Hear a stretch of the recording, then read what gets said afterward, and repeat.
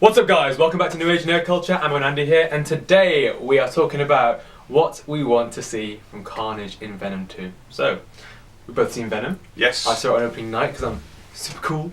And I didn't. It was mixed, to say the least, but we're not reviewing the film. No. We're reviewing what could be, or we're previewing what could be, a very good sequel. So, Carnage, Cletus Cassidy, was teased at the end of Venom. Woody Harrelson, I think, is a very good casting choice. He's great in everything. He can portray the madness very well. He could be the best good guy, the worst of the bad. He's great. I love Woody Harrelson. He's one of my favourite actors. So we're excited. Yeah. I've got numerous points, as you're well accustomed to in these videos. Yeah. First one, I put next level shape-shifting and symbiotic weapon forging abilities. So basically, Green Lantern.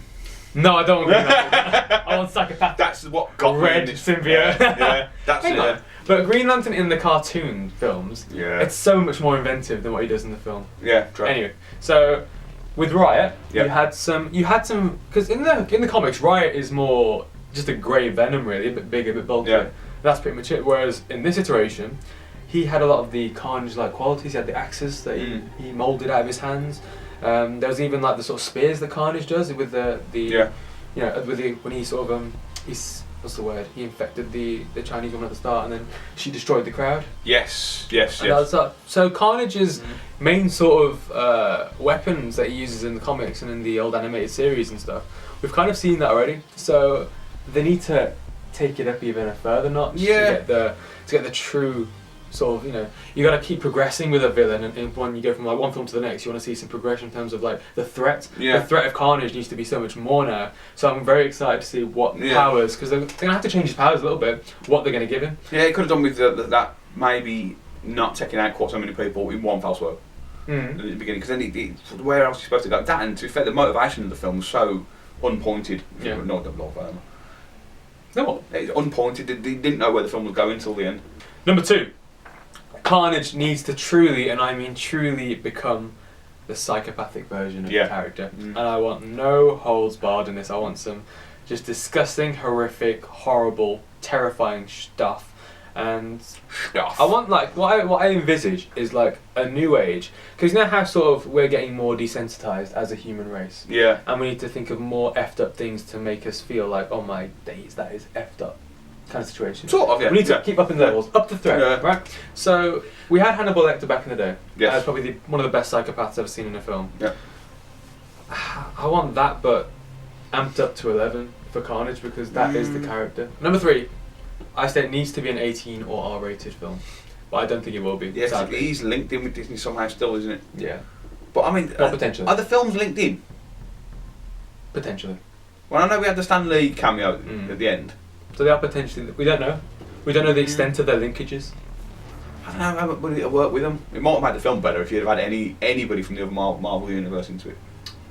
But who do you? I don't think it needed it, but you know, do you think it needs to be 18 or R-rated though to get the full version of the character? Because we've had situations like the Joker and Magneto where evil and menace has been showcased with a lesser rating. Yeah, I don't think it needs to be. I think the implication of violence could be actually worse than the actual visual of seeing it. But you know in the Venom 1 where, for example, in that supermarket he bites that guy's head off and there's just a cutaway. Yeah. There's no blood, there's no like gore, there's nothing.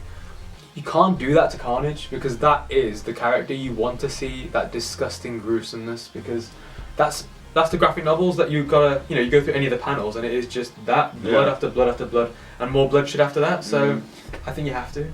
But can they do it in a way without the rating? Can they do it? Yes. Will they? Probably not. Yeah. But I mean, I understand what you're saying, because you want to make it as good as you can. Yeah, big time, big time. Number 4, the voice. So I want the exact same voice, pretty much, from the Spider-Man animated series. Guess I could say you asked for this, Redman. That sort of higher pitched, crazy psychopath kind of tone, as opposed to the more erratic tone than the more slow and composed, deeper voice of Venom. Mark Hamill. Yeah. Mark Hamill. A little bit. Imagine that, but like a bit more sort of like the way they edited the sounds of the voices of Venom and Carnage in the animated series was, I don't know how to describe it, but it was just a bit loopy. It was it was very erratic, and I really want that for Carnage, but I want that higher pitched. So when Woody Harrelson talks normally, that's, you know, Woody Harrelson's voice, but when he's got that Carnage over him with the symbiote, that voice needs to be his voice, but just amplified in a higher pitched tone. Yeah. I think that would just be a nice contrast as well for audio in the film. I'm with you. Yeah. Okay, 5. Question for you, Andy. Go. Do we want Carnage to be a Venom offspring or another symbiote from Clintar, the symbiote planet that they've sort of talked about in the Venom saga already? Wow. I'd probably go for the second part there. I mean, I agree. Let's change the origin a little bit. Yeah. Oh, because I think if you do it, because it's all about how it will translate to film as well. Obviously, with the movies, it's different in comics than it is for the films. That, I mean, yeah. Oh, yeah. I definitely. I thought about it, and I don't know if like Carnage being Venom's offspring would work well on screen. Yeah. I mean, how do you play that? Because is it going to be like, this is my son? Yeah. You know what I mean? I mean, how's it going to work? Eddie, I'm sorry. Okay. I may have got pregnant. You know what? Yeah, you were asleep. I'll take it back. That could be quite funny. Okay, who knows? So that's either way. I've got for number 6. What I want is, I never normally say this. Okay. I want a flashback scene. I want a flashback scene to show like Cletus Cassidy's menacing tendencies before he becomes Carnage. Oh yeah, yeah. I remember a panel from it's called Carnage Mind Bomb, I think, the comic. It was like a panel that showcased just Cletus's mind and how, I think when he was with Carnage at the time, but we could do this. You could do this before as well, and then have like a before and after kind of thing of his mind, and all he thought about for every single second of every moment of every single day was just he needs to kill people, he needs to murder. I think showcasing that in some sort of flashback sequence would be really cool. And you go out of his mind and see Cletus, and do that same thing later again with Carnage and see how that's transformed to an even more menacing version of that. Amplified. I think that'd be really cool. Yeah, make him look a real villain. Just so, does that give him the gravitas and that like ground him as a, because villains don't get their their time on screen, and if you're gonna have to like cut it down, this is a way to give him some. I can only think gravitas. of one villain that did, and it worked with Thanos. I think that wasn't even enough, No, I could have a Thanos movie myself. We said before that we need that. What's that comic you gave me? Uprising. Thanos Rising. Thanos Rising. Yeah. Just the first 15 minutes of the film should have been. I think it's my favourite comic. It's pretty good. Really is. I think it's in my top 5 to be fair. It's awesome. Anything else on this point?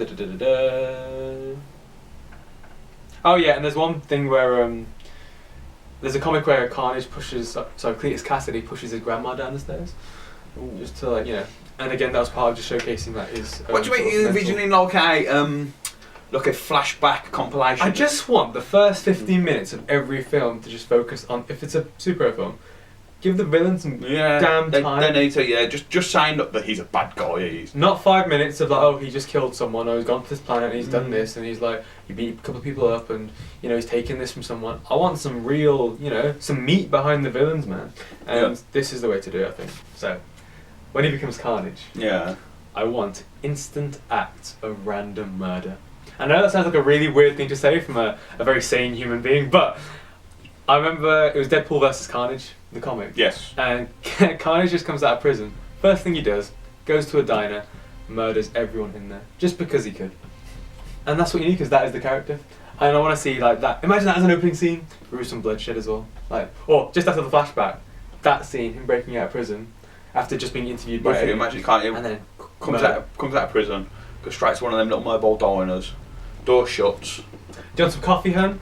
And then literally, all you cut to outside, and all you can see is blood splattering. No cutting. I want to see all this. I want to see all this bloodshed, because that is the character. Yeah. Let me have my fix. Like, Quentin Tarantino is the only person who gives me the fix of like just complete unrealism. I want this in my Marvel characters, because this one in particular needs to have that.